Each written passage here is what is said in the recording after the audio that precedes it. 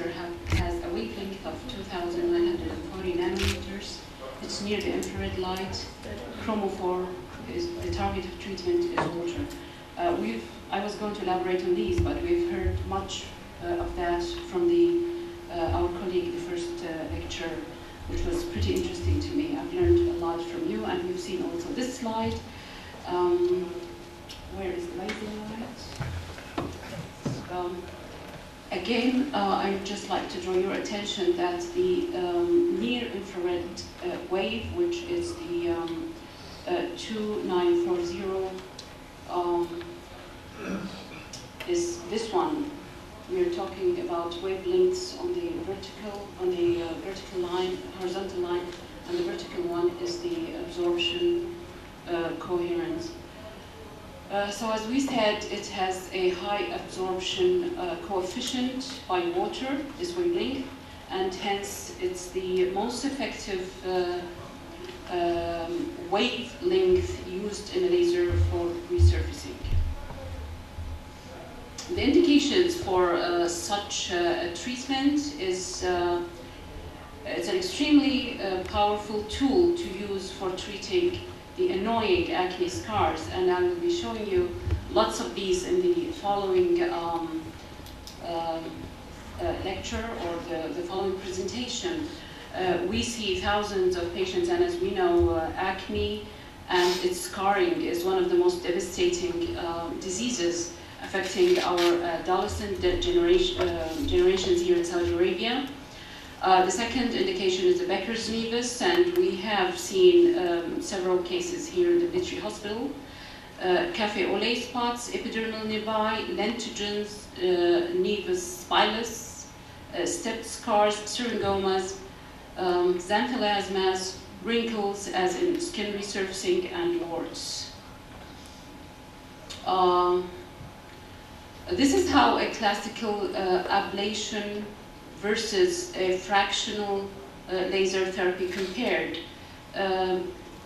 In the classical ablation, which are the previously used instruments, and I don't think many people are still using those nowadays. By this procedure, the whole surface, the whole epidermis is completely ablated, leaving no zones for skin regeneration, and hence we end up with almost 100% of epidermal ablation. With this technique, patients usually take much longer time in healing. Up to 3 weeks has been observed, while in the newer fractionated laser techniques used nowadays, we have zones of thermal ablation. This is the same one. I beg your pardon. The next slide shows you the difference. Now this is the fractionated lasers used nowadays to produce proper skin, complete and safe skin resurfacing, by which only microthermal zones are evaporated using such wavelengths. This is the epidermal change that you see, the zone of evaporation, and by doing so, we are allowing areas in between these ablated skin parts to give chance for newer, healthier skin to build up and close these zones of thermal ablation. And the advantage, as I said, as compared to the previous slide, is we have a much quicker downtime, i.e. patients heal very, very quickly. We've seen patients recovering within 5 days of the procedure. These thermal zones we see close within the first 24 hours, following the 24 hours of treatment. Again, this is just to highlight the advantage again of the fractional ablation with regards to the healing process. We have, as I said, the microchannels, which are the channels of derm ablated skin or evaporated skin. Um, and the healing process usually takes place from within the normal areas lying in between these thermal ablated skin areas.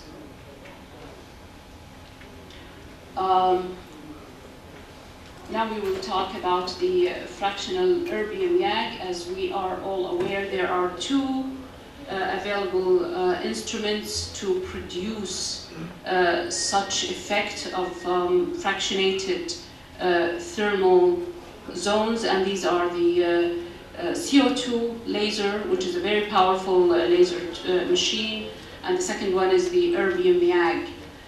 There is a third generation called an erbium glass laser, which is coming also into the market, and it combines, and this is actually the best because it combines the benefits of both machines. This is one of the patients treated by the erbium YAG laser. As you could see, the aging lines on the upper lips after a few treatments, very clear, the healing and the younger rejuvenated skin you observe here. The same is seen there. These are acne scars. So it's used to rejuvenate skin, used for acne scars, as I mentioned. Other indications, these are xanthelasmas. You can see the near normal healing of the skin, syringomas with complete healing, perfectly normal skin afterwards, nevi, and solar keratosis there. The advantages, you have a better control of depth with ablation. The calibrations are usually very easy, simple to use, and you really do know how deep you go with such instruments. There's minimal erythema as compared to the CO2 lasers, in which, as I mentioned, it's a more powerful machine, it's more aggressive, and erythema is more, there's rapid healing, very, very short downtime. By 5th day, the skin healing is complete and the skin returns back to normal. Skin resurfacing of light and darker skin types is feasible using this technology because I have observed with the CO2 lasers, the post-treatment complications tend to be more in terms of pigmentations, especially when used in our skin types. All Middle Eastern skin types ranges between probably 3 and 4 or 4 to 5. And there's always a higher risk of hyperpigmentation post-treatment with other machines as compared to the technology of erbium YAG. Patients usually suffer less pain, and this is, I think, is not so valid point to mention here, because pain is objective and it's genetically determined. People of the Middle East tend to have a very much lower threshold for pain as compared to Western, Northern European ethnic groups. It's safe, as I said, for regional skin resurfacing, like the periorbital and perioral areas. There's decreased potential for scarring and infection if proper post-treatment care is taken. Safe, less pain, short downtime, wide range of skin types applicable here, and there's a wide range, as I said, of application with rapid healing. Contraindications: do not treat patients who have recurrent herpes or bacterial infections in the perioral area before treating them. Inflamed lesions, like inflamed acne, it's better to avoid them. Skin tanned people, because you end up with worsening or more post-treatment hyperpigmentation. Retinoids intake, patients, as we know, with all fractional lasers have to be 6 months after treatment, discontinuation of isotretinoin, I mean. Usually with the post-treatment care, we advise patients not to wash their faces for the first 24 hours with water, And the reason is because these dermal ablated zones, they are a very nice source for infection, avoid sun exposure, and most importantly is sticking to wearing their sun protection creams. And the last point was to advise patients not to touch their faces or try to remove the scabs, because they're quite annoying at the beginning of the treatment. The advantages of the Erbium mag over the CO2 laser is its precision and safety of ablation. As I said, this is much more powerful.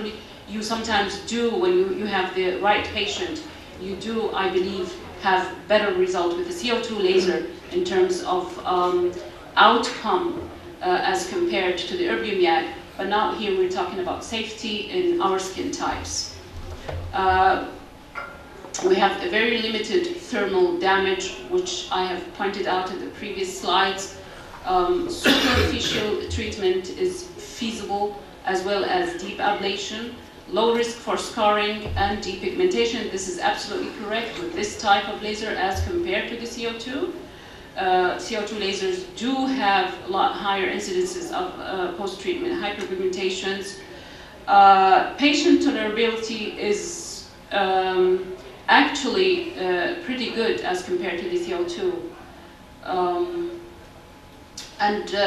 Short downtime, i.e. the healing process, is definitely very short with the minimal side effects. Conclusions: the Erbium mag is safe and effective in ablation and fractional treatments for a wide range of skin types, with the advantage of rapid healing, and I must stress this is rapid healing, minimal side effects. With regards to rapid healing, i.e. patients are not away from work or from meeting with their friends for a long time as compared to other modalities. Thank you very much.